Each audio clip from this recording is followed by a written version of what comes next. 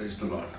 ప్రభువును రక్షకుడైనటువంటి యేసుక్రీస్తు శ్రేష్టమైన ఘనమైన నామములో మీ అందరికీ వందనాలు. గడిచిన రాత్రంతా ప్రభు మనము మన కుటుంబాన్ని సురక్షితంగా కాపాడి నూతన దినాన్ని ప్రభు మనకు అనుగ్రహించిన ప్రభువునికి సమస్త మహిమ ప్రభువు జనాంగమా ఈరోజు దేవుని వార్త మత్తయి సువార్త 8వ అధ్యాయం 23వ వచనం నుంచి ఆయన ధోని ఎక్కినప్పుడు ఆయన శిష్యులు ఆయన వెంట వెళ్ళి అంతటా సముద్రం మీద తుఫాను లేచినందున ఆ ధోని అల్ల చేతి కప్పబడి అప్పుడు ఆయన నిద్రించుండగా వారు ఆయన ఎదుకు వచ్చి ప్రభువా రక్షించుకోవచ్చున్న మమ్మల్ని రక్షించమని చెప్పి ఆయన లేదు.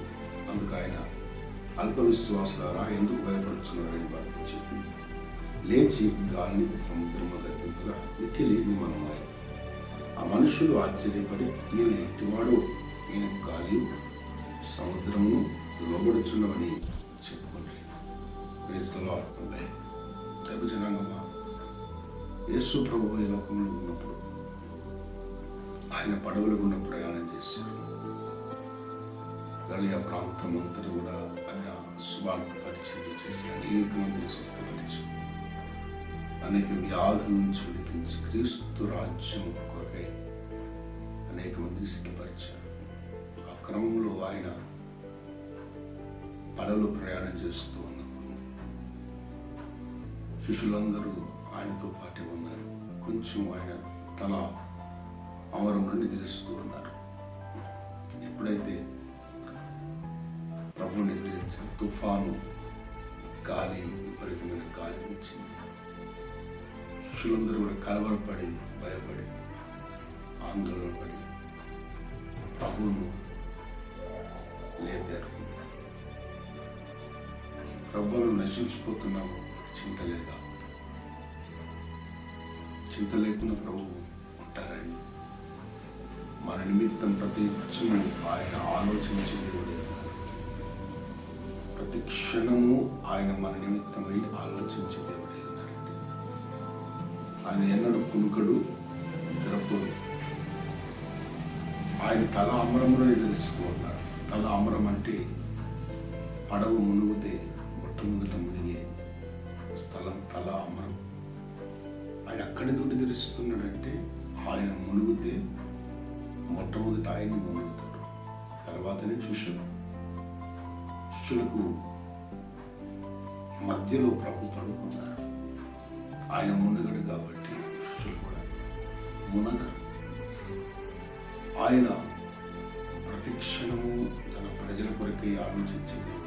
కానీ మనమే చాలాసార్లు మనం ఎదుర్కొంటున్న శ్రమలు బట్టి, మనం ఎదుర్కొంటున్నటువంటి పోరాటాలను బట్టి, అవమానాలను బట్టి కలవరపడిపోతున్నాం. అయ్యో ఏమైపోతుందో ప్రభు మనం విడిచిపెట్టాడా, ప్రభు ప్రార్థన ఆలకించడం లేదా, అసలు ఏం జరుగుతుందో అన్న ఆలోచనలు మనం మునిగిపోతున్నాం. కానీ గమనించవలసింది ఏంటంటే ఉదయకాలం ప్రభు నిన్ను ఎన్నడూ విడిచిపెట్టే దేవుడు కాదు. నువ్వు జనముల్లో పడి వెలుగుతున్నా ఆయన నీతోనే ఉంటాడు. నీలో పడి వెలుగుతున్నా ఆయన నీతోనే ఉంటాడు. ఇదిగో శద్రకు, మేషకు, అబేద్నెగోలు అగ్నిగుండంలో ఉన్నప్పుడు 4వ వ్యక్తికి దిగి వచ్చాడంటే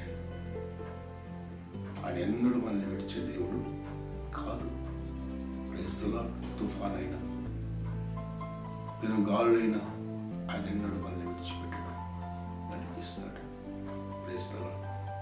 కాబట్టి మనం కలవరపడద్దు, చింతపడద్దు, ఏమైపోతుందో అన్నటువంటి ఆలోచనలో ఉండకూడదు. ఎందుకంటే విడువని ఎడబాయని దేవుడు ఉదయకాలం ధైర్యించుకోండి. వారు కేకలేస్తున్నారు, అయ్యా మనం కరుణించమని కేకలేస్తాం. వెంటనే ఆయన లేచి అల్ప విశ్వాసులు ఎందుకు సందేహపడుతున్నారు? ఏంటి అల్ప విశ్వాసం? ప్రభు మనతోనే ఉన్నాడు అని, మనకేమి జరగదనే బలమైన విశ్వాసం మనకు ఉండాలండి. బలమైన విశ్వాసం మనకు ఉండాలి. ప్రభు వారితోనే ఉన్న భౌతిక కనబడుతున్నా వారు కలవరపడుతున్నారు. వెంటనే ప్రభు లేచి గాలిని గద్దించాడు, తుఫాను గద్దించాడండి. ఎప్పుడైతే ప్రభు గాలిని గద్దించాడో, తుఫాను గద్దించాడో, అది నిమ్మలం అయిపోయిందండి.